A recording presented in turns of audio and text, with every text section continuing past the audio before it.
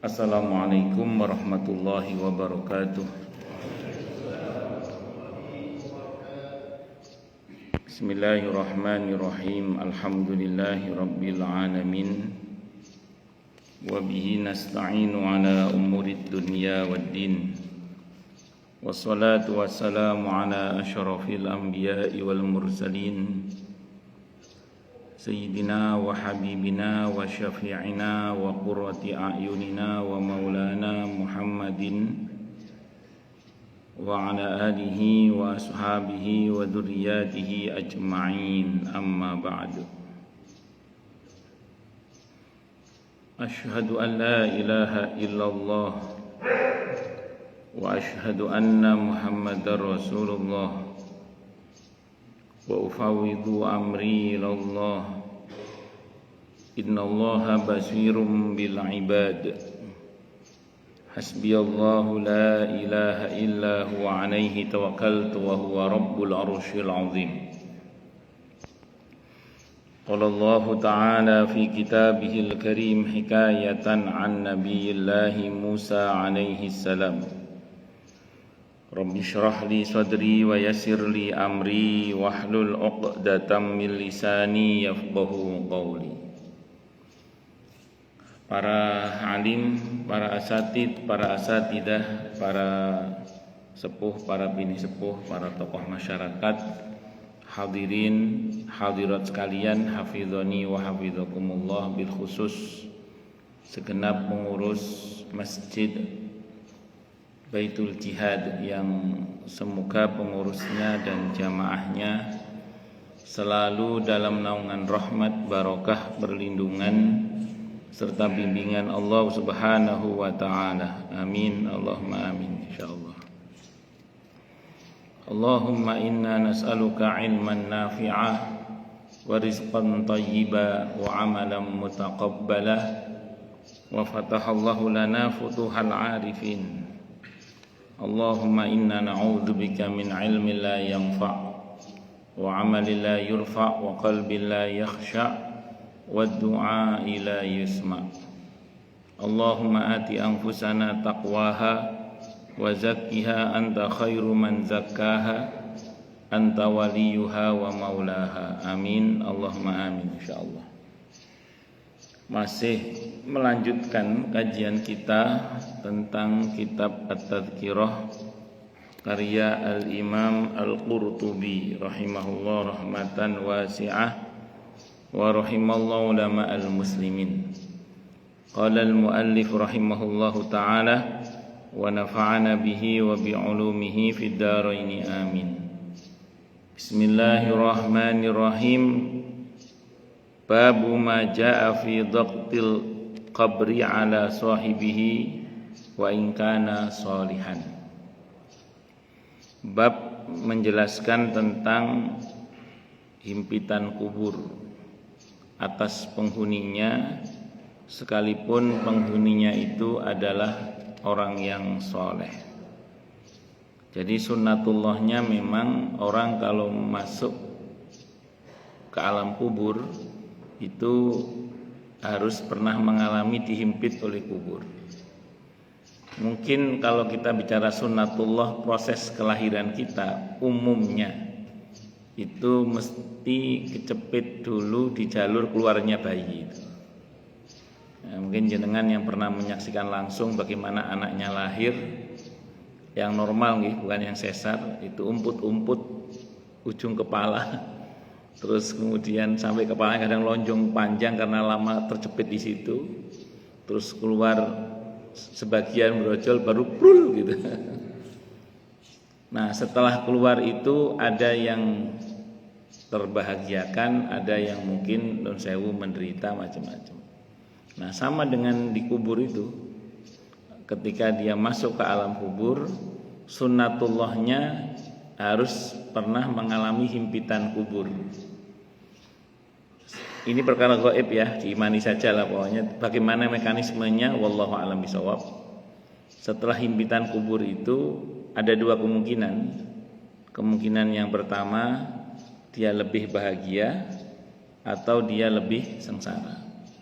Karena orang itu setelah mati pilihannya cuma dua itu.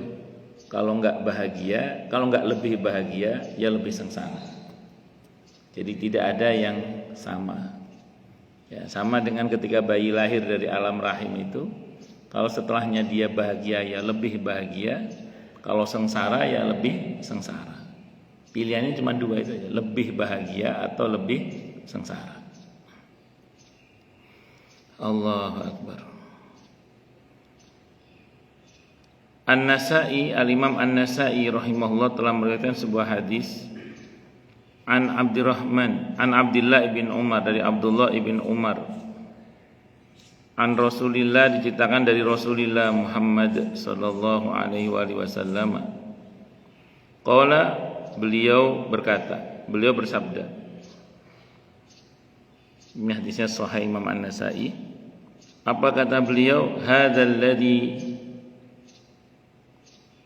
tahruqu lahu arsyur rahman.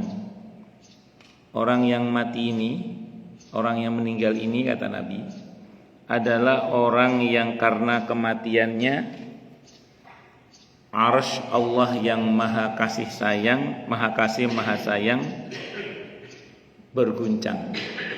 Jadi kematian orang ini, kata Nabi dalam hadis ini, adalah kematian yang membuat arsy-Nya Allah yang maha rahman berguncang. Wa futihat lahu abwabus sama, dan dibuka karena kematiannya pintu-pintu langit. Dalam pembahasan kita sebelumnya, hadis riwayat Ahmad, Abi Dawud, Ibnu Majah, rohnya orang yang soleh, kata Imam Al-Qurtubi hadisnya sahih dari semua jalur periwayatannya.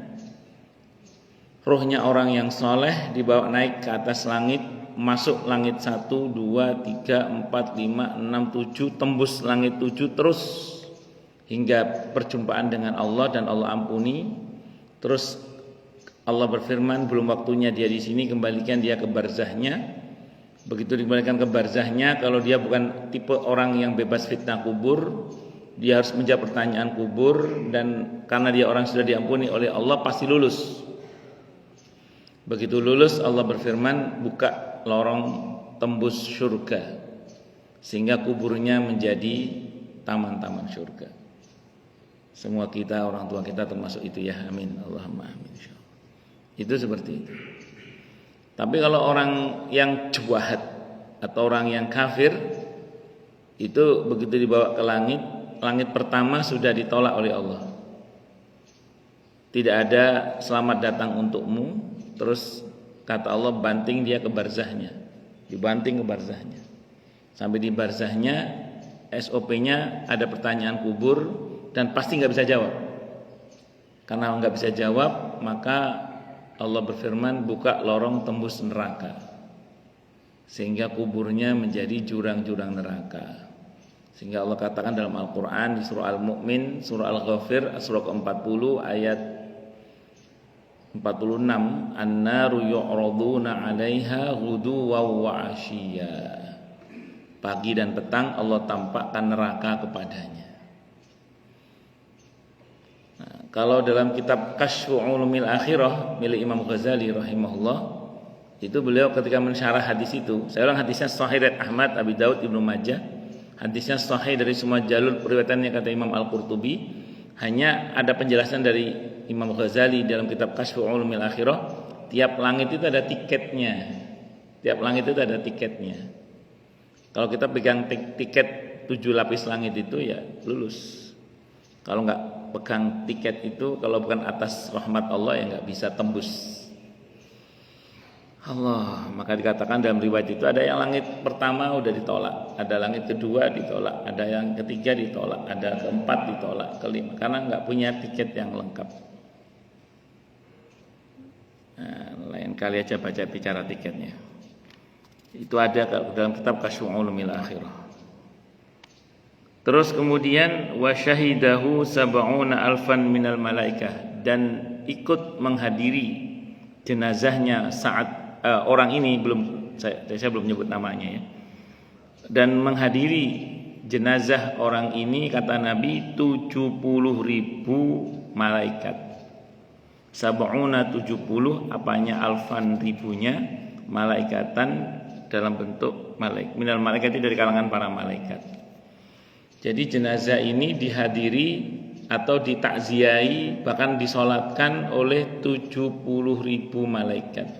Kalau ada kata 70 itu berarti napa? Banyak nggih, banyak.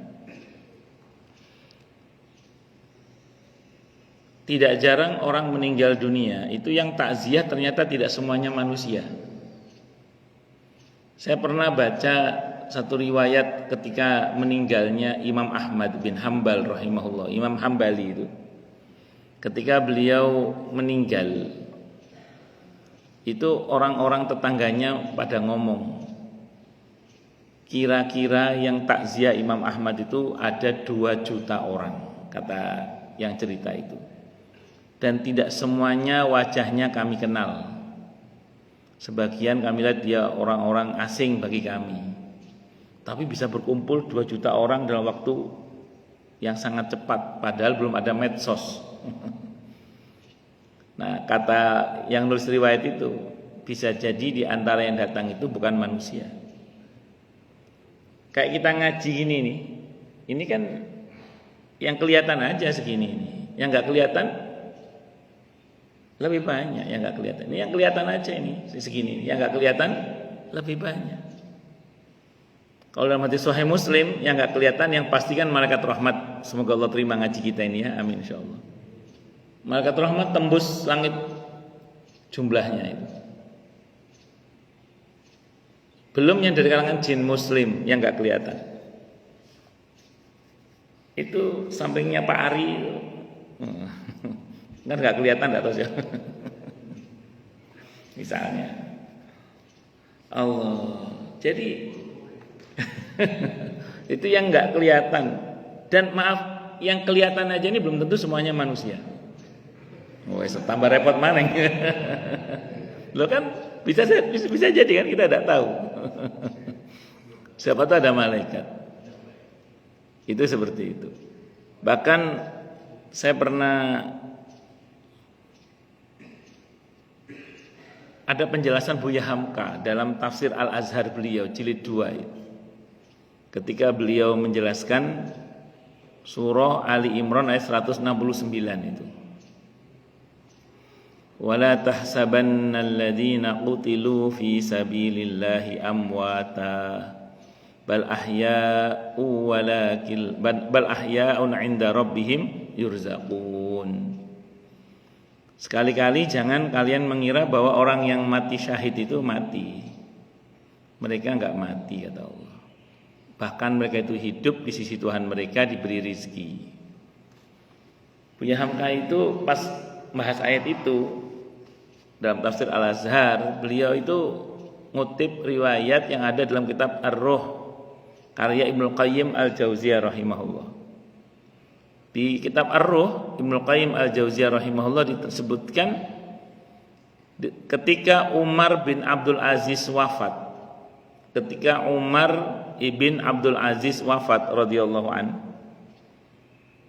itu ada kejadian di mana seorang anak muda yang telah gugur sebagai syahid 5 tahun yang sebelumnya itu tiba-tiba pulang ke rumah bapaknya.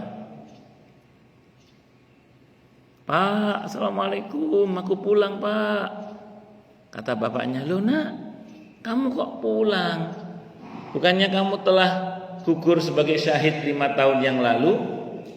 Kata anaknya, enggak pak, saya memang sudah gugur sebagai syahid 5 tahun yang lalu. Hari ini Umar bin Abdul Aziz radhiyallahu anhu wafat.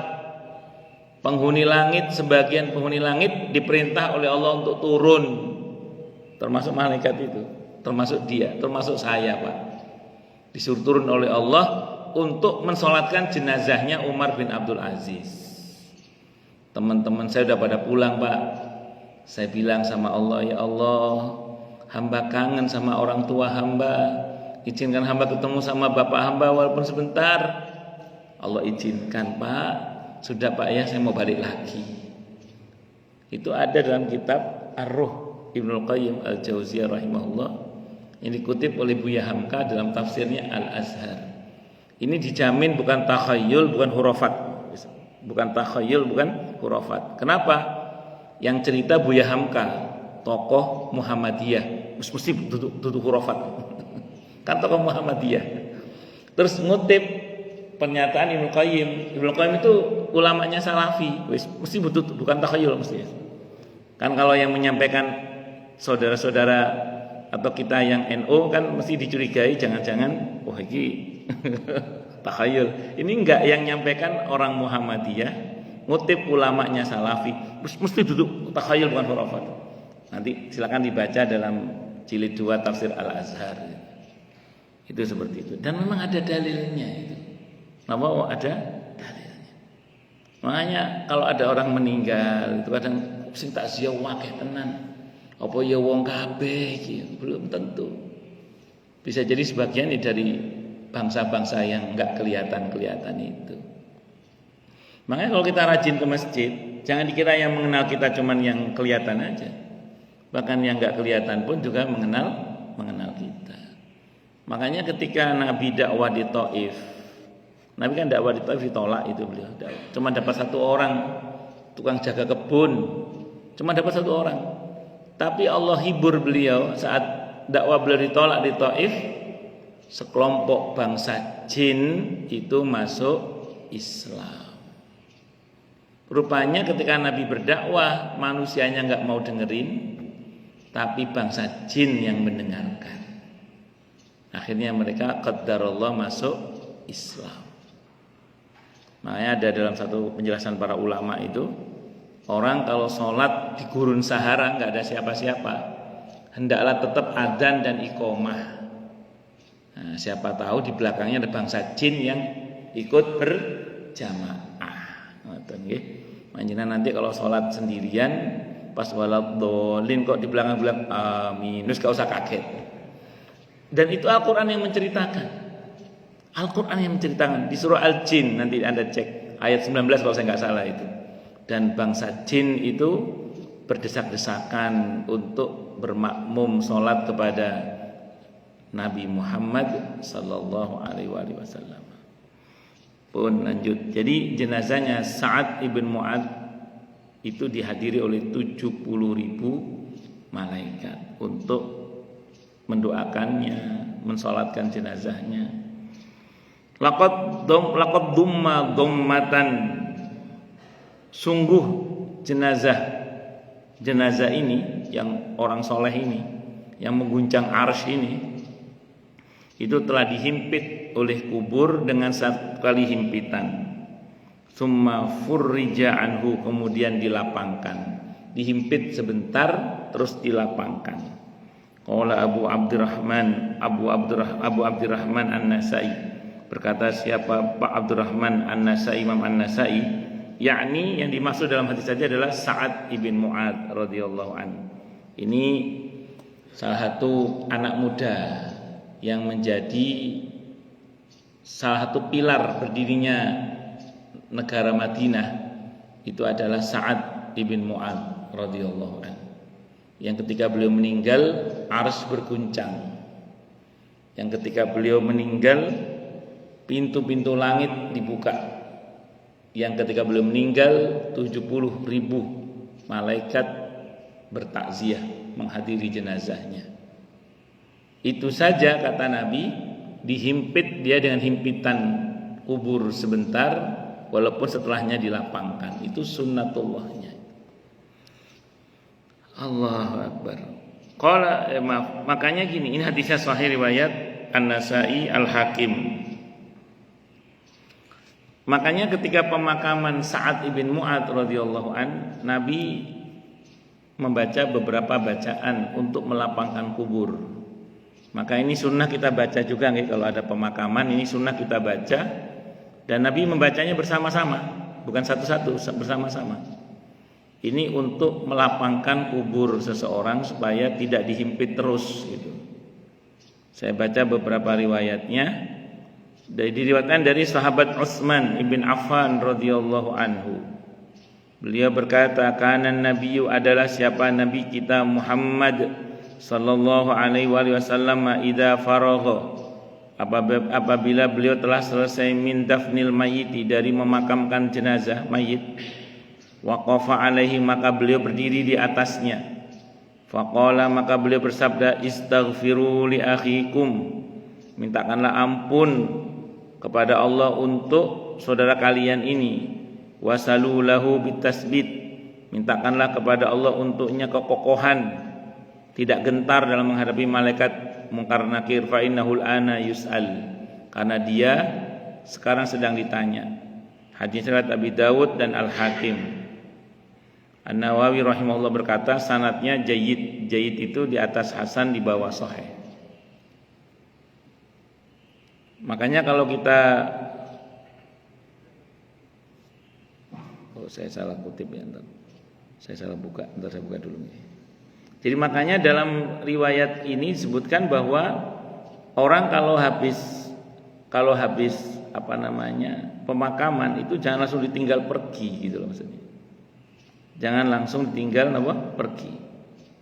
Karena siapa tahu jenazah itu butuh doa kita, karena saat itu mereka sedang mengalami ketegangan yang sangat luar biasa menghadapi malaikat mungkar nakir. Malah kalau dalam kitab Riyadhus Shalihin, ketika Imam Nawawi mensyarah hadis Sahih Muslim, hadis nomor 121 itu, hendaklah ditinggal beberapa saat, kalau kata Imam Syafi'i, sambil dibacakan Al-Quran, sebanyak kira-kira onta dipotong dan dibagikan dagingnya. Itu kata Imam Nawawi, dan beliau mengutip perkataan Imam Syafi'i dalam hal ini rahimahullah.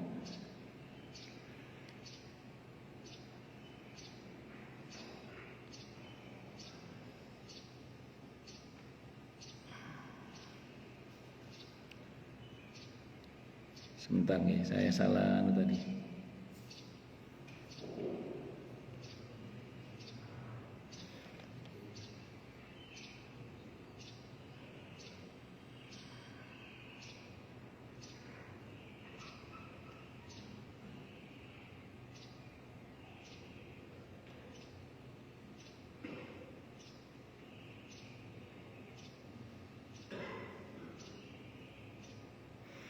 Oke Bun, kita teruskan dulu aja, baca dulu ini. Nanti insya Allah saya carikan lagi.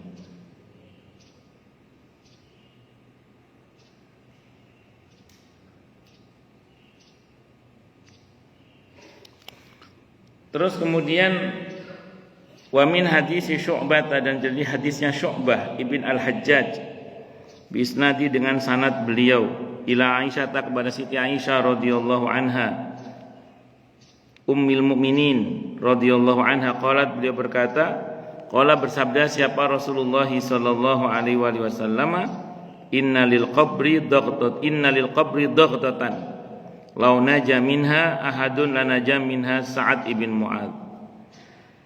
Ini masih sahih riwayat Ahmad, Al-Baihaqi dan At-Tahawi. Disebutkan bahwa sesungguhnya kubur itu punya himpitan. Siapa andaikan ada yang selamat dari himpitan kubur itu, pastilah yang selamat adalah Sa'ad ibn Mu'adz radhiyallahu anhu. Tapi nyatanya beliau tidak selamat. Itu sekelas Sa'ad ibn Mu'adz saja enggak selamat, gimana kita ini? Maka yang terpenting adalah sunnatullahnya memang dihimpit, tapi bagaimana caranya setelah itu kita dilapangkan. Makanya kita tidak usah ngandelin orang lain berbuat apa kepada kita, tapi bagaimana kita dari sekarang pun beramal dengan amalan yang bisa melapangkan kubur kita. Nah, di antaranya yang bisa kita lakukan adalah di samping kewajiban-kewajiban yang pokok yang kita kerjakan, amalan-amalan sunnah yang menjadikan kubur lapang itu di antaranya adalah sedekah. Di antaranya lagi adalah bacaan Al-Quran kita semasa hidup di dunia ini. Dan aneka hal-hal yang melapangkan kehidupan orang lain itu juga bagian dari asbab untuk supaya kita ini dilapangkan nanti barzah kita. Saya mohon maaf tadi yang saya simpan tadi malam ternyata salah. Tapi saya akan sampaikan seingat-ingat yang bisa saya sampaikan ya. Kalau versi Ahmad itu, bahkan ada yang versi Muslim seingat saya yang saya baca itu, ketika Nabi seusai pemakaman Sa'ad bin Mu'adz radhiyallahu anhu, beliau bertasbih. Maka kata sahabat, kami pun ikut bertasbih. Nabi mengucapkan takbir, maka kami pun bertakbir. Dan itu lama sekali. Seusai pemakaman, sahabat bertanya, ya Rasulullah, tadi panjenengan di hadis yang lain itu Nabi bahkan bertahlil, mengucap la ilaha illallah, bertasbih, bertakbir, bertahlil. Dan sahabat mengikuti itu. Seusai pemakaman Nabi bertanya, ya Rasulullah, hari ini tadi kami melihat panjenengan berbuat sesuatu yang tidak biasanya panjenengan lakukan. Ada apa gerangan? Kata Nabi, jenazah ini dihimpit oleh himpitan kubur, maka aku bacakan tadi tasbih, takbir, bahkan tahlil di riwayat yang lain, itu hingga kuburnya dilapangkan oleh Allah Subhanahu wa taala. Maka di saat kita dalam proses pemakaman, di samping kalau kita mengangkat jenazah, kita membaca bismillah wa ala bismillah, bismillah wa ala millati Rasulillah sallallahu alaihi wasallam. Di samping itu selama proses pemakaman, sepatutnya lah semua yang hadir dalam pemakaman itu tidak berhenti membaca subhanallah, Allahu akbar, la ilaha illallah, atau kalau mau lengkapnya itu subhanallah walhamdulillah wa la ilaha illallah wallahu akbar. Itu jangan berhenti sampai selesai pemakaman pun, kalau bisa tunggu beberapa saat hingga kira-kira onta dipotong dan dibagikan dagingnya. Anda istighfar untuknya boleh, silahkan. Anda mohonkan kepada Allah kekokohan dalam menjawab pertanyaan kubur, silahkan. Bahkan kalau versi Imam Nawawi dalam kitab Riyadhus Shalihin, ketika mensyarah hadis Sahih Muslim, hadis nomor 121 tentang Amr ibn al-As radhiyallahu anhu, ketika beliau hendak wafat, beliau berpesan kepada para sahabat, pada sahabatnya, kepada keluarganya, tolong nanti kalau aku mati jangan kamu tinggal langsung aku, tunggui aku sekedar kira-kira onta dipotong dan dibagikan dagingnya. Al-Imam An-Nawawi rahimahullah bahkan beliau mengatakan, Al-Imam Asy-Syafi'i rahimahullah mengatakan, bagus sekali kalau di dalamnya kita dibacakan Al-Qur'an. Walaupun saya akui bahwa perihal membaca Al-Qur'an di kubur ini ulama berbeda pendapat. Tapi itu ada dalam kitab Riyadhus Shalihin yang dijelaskan oleh Imam Nawawi saat beliau menjelaskan hadis Sahih Muslim, riwayat Muslim hadis nomor 121 itu. Jadi selama proses pemakaman kita bacaan itu tasbih subhanallah, alhamdulillah, wala ilaha illallah, wallahu akbar. Itu kalau mau lengkapnya. Kalau mau sendiri subhanallah, subhanallah, subhanallah, Allahu akbar, Allahu akbar, Allahu akbar, la ilaha illallah, la ilaha illallah. Itu seperti itu. Allahu akbar. Jadi jenazah itu pada saat pemakaman dia juga butuh dukungan dari yang masih hidup, terutama doa terutama.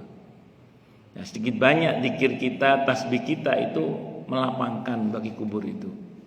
Mungkin kita pernah baca Sahih Bukhari ketika Nabi masuk ke satu kebun kurma, ada dua kuburan yang beliau bertanya, siapa penghuni kubur dua ini? Apakah dia mati sebelum Islam atau setelah Islam?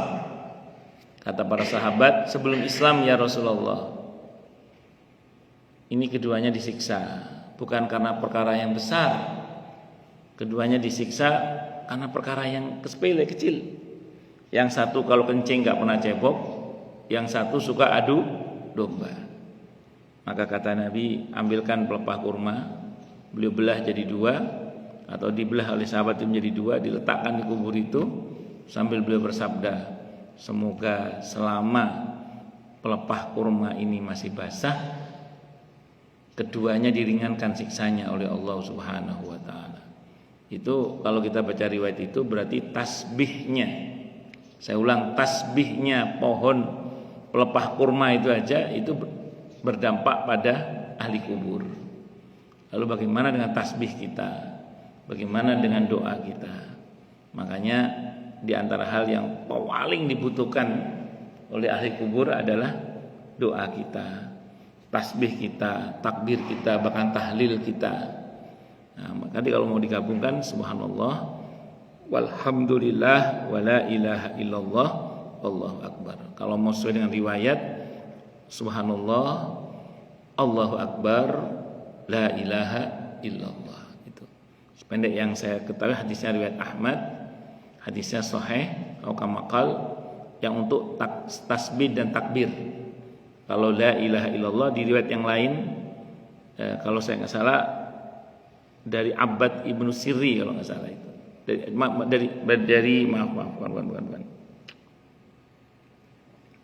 Bukan Ma'bad, dari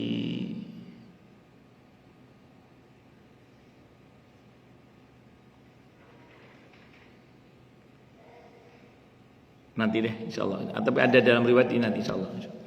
Itu seperti itu. Lanjut.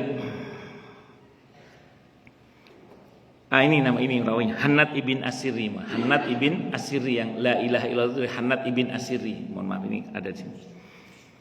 Berikutnya wa dzakara Hannad ibn Asiri, dan menyebutkan siapa Hannad ibn Asiri rahimahullah. Hadatsana Muhammad ibn Fudail, telah menceritakan kepada kami siapa Muhammad ibn Fudail an Abi, dari bapaknya an ibni Abi Mulaikah, diceritakan dari ibnu Mulaikah, ibnu Abi Mulaikah.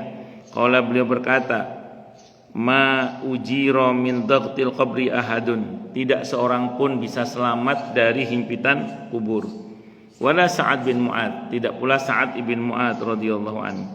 Alladhi, yang min dilu min manadilihi khairun minad dunya wa ma fiha. Sa'ad bin Mu'ad itu ada salah satu sapu tangannya saja, yang satu sapu tangannya saja itu lebih baik daripada dunia dengan segala isinya. Jadi Sa'ad bin Mu'ad radhiyallahu anhu ini terkenal sebagai seorang yang bahkan salah satu sapu tangannya saja itu ada yang lebih berharga daripada dunia dengan segala isinya. Kok bisa begitu, Ustaz? Ya karena dipakai dalam perjuangan di jalan Allah. Apa-apa itu kalau dipakai dalam perjuangan jalan Allah itu diberkahi oleh Allah. Apa-apa itu kalau dipakai dalam perjuangan di jalan Allah itu diberkahi. Nah, pusat sapu tangan beliau yang selalu beliau bawa dalam perjuangan di jalan Allah itu nilainya di sisi Allah bahkan lebih baik daripada dunia dengan segala isinya. Maka apa dan atau siapapun kalau digunakan di jalan Allah pasti diberkahi oleh Allah. Baju kita, makanya kan kalau bahasa Al-Qur'annya itu gini loh. Kullu man 'alaiha fan wa yabqa wajhu rabbika dzul jalali wal ikram.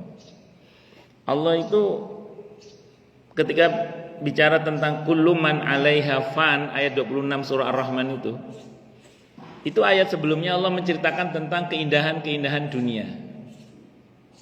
Begitu bicara keindahan dunia, Allah puncai dengan pernyataan kullu man 'alaiha fan, ujungnya habis pokoknya. Kalau ngomong dunia ujungnya apa? Habis. Tapi yang kekal abadi itu wajah Tuhanmu yang memiliki kemuliaan dan keagungan. Maksudnya apa? Kalau ngomong baju pasti usang. Tapi kalau baju ini kita pakai untuk sholat, kita pakai untuk hadiri majelis ilmu, kita pakai untuk silaturahim, kita pakai untuk nutup aurat, fisik baju mungkin hancur. Tapi nilai dari baju ini diabadikan oleh Allah, sehingga menjadi bekal kekal untuk kita. Makanya bisa lebih baik daripada dunia dengan segala isinya. Apa yang kita makan itu jadi kotoran. Apa yang kita minum itu jadi kotoran. Itu namanya kullu man 'alaiha fan.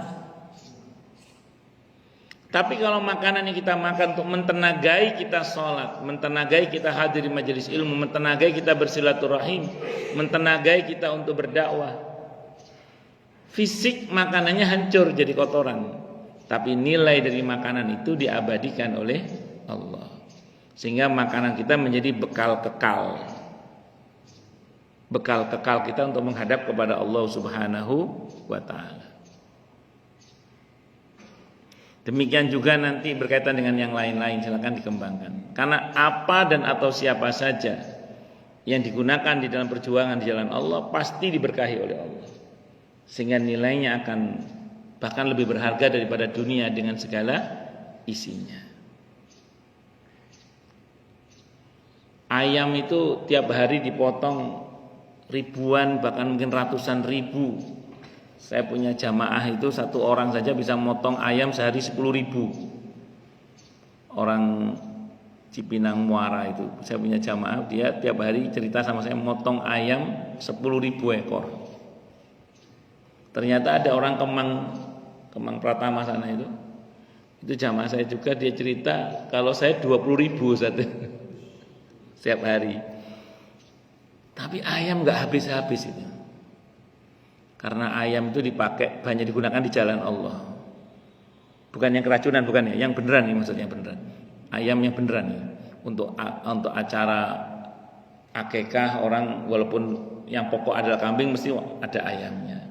Pernikahan mesti ono ayam nih. Terus apa malih? Pengajian sering ada ayamnya. Pokoknya ayam itu dipakai untuk banyak kebaikan, makanya barokah. Dipotong tiap hari puluhan ribu bahkan mungkin ratusan ribu gak entek-entek.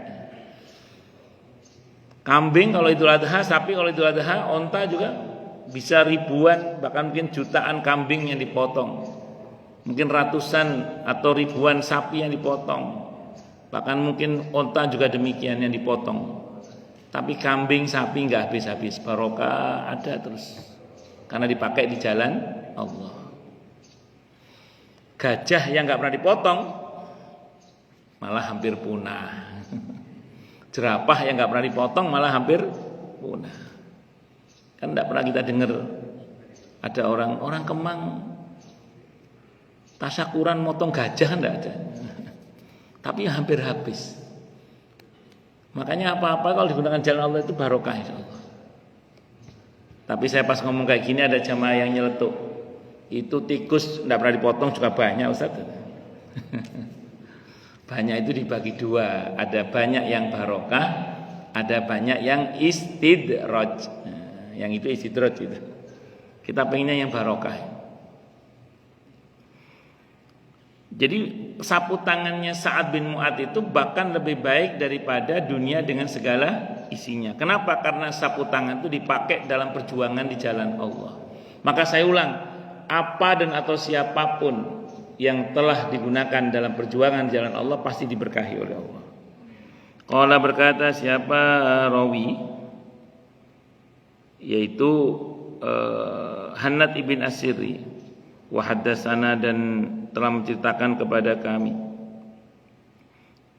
Abdah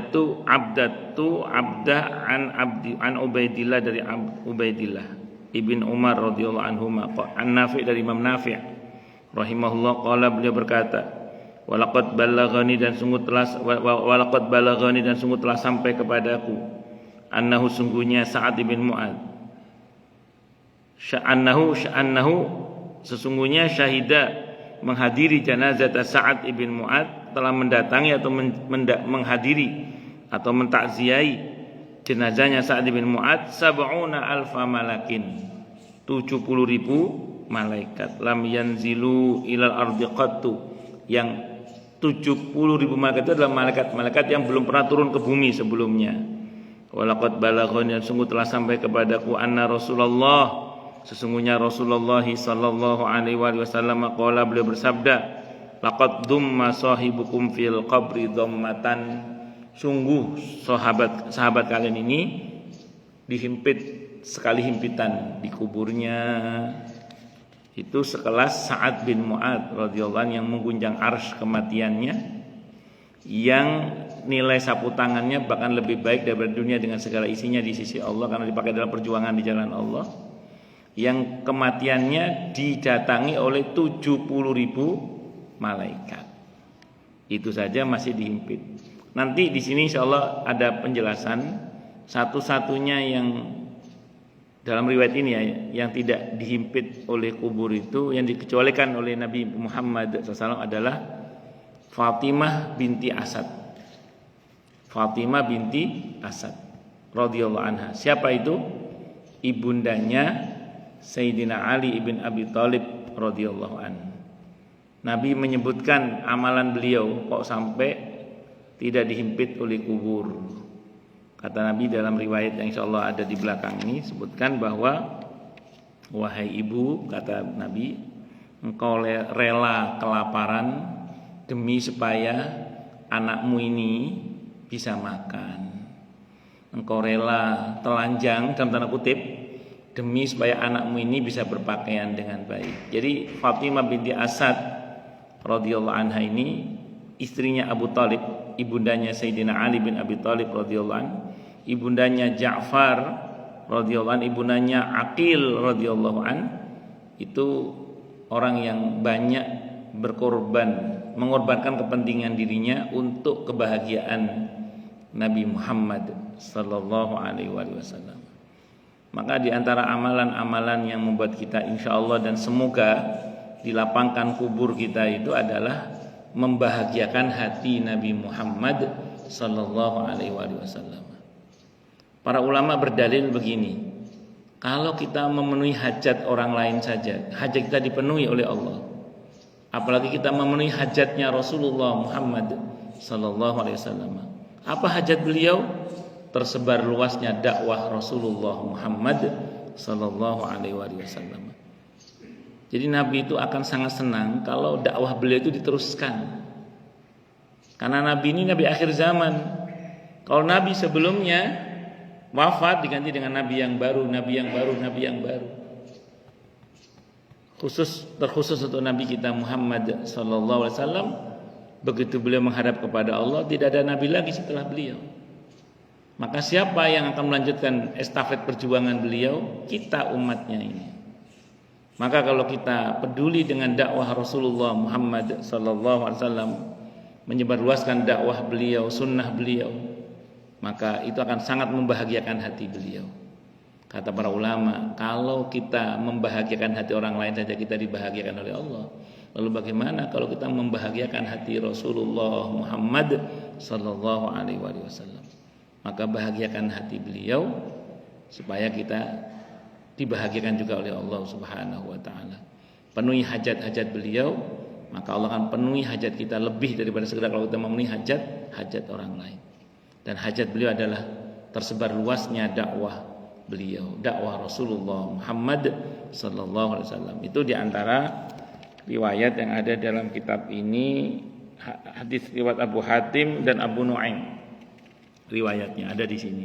Jadi dijelaskan bahwa satu-satunya yang dikecualikan oleh Nabi tidak dihimpit oleh kubur adalah Fatimah binti Asad, yaitu ibunda Sayyidina Ali bin Abi Thalib radhiyallahu an, pribadi yang rela lapar demi Nabi Muhammad sallallahu alaihi wasallam, rela tidak berpakaian dalam tanda kutip ya, demi supaya Nabi Muhammad sallallahu alaihi wasallam bisa berpakaian. Maka dalam konteks kekitaan sebagai umat beliau, kalau kita ingin membahagiakan hati beliau, maka ambillah bagian dalam menyebarluaskan dakwah Rasulullah Muhammad sallallahu alaihi wasallam. Saya kira ini yang bisa saya sampaikan, semoga bermanfaat. Monggo silakan. Yang mau tanya, protes, marah boleh silakan. Monggo. Masalah yang lain boleh kalau ada. Sebelum bertanya pantun dulu Pak Rosi, monggo Pak. Monggo Pak Dokter. Pergi ke Cianjur, cuacanya. Masya Allah, cakep. Masya Allah. Masya Allah. Barakallahu fiik. Monggo silakan yang mau tanya, protes, marah boleh silakan.